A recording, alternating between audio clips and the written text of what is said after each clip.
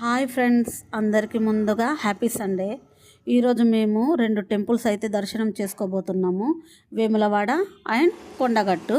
దానికోసం మేము ఈరోజు అయితే ఎర్లీ మార్నింగ్ లేచామండి. చలి అయితే బాగా ఉంది, తప్పదు కదా. ఇల్లు శుభ్రం చేసుకొని తలస్నానం చేసుకొని ఇంట్లో దీపం కూడా పెట్టుకొని తులసి అమ్మకు కూడా దీపం పెట్టేసి మేమైతే బయలుదేరాము.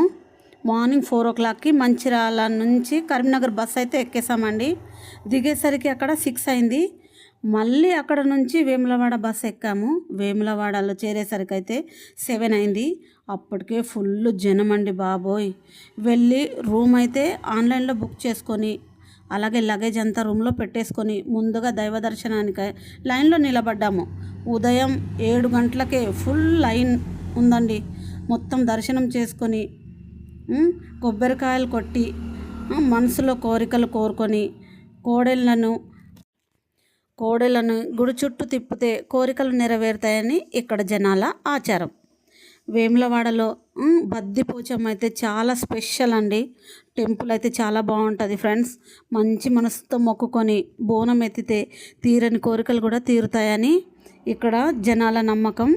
చాలా నెరవేరినాయి అంట కూడా. మరి వేలల్లో బోనాలు. మేము ఇంత మార్నింగ్ వచ్చినా మాకు దైవ దర్శనం అవ్వడానికి 11:30 అయితే అయింది.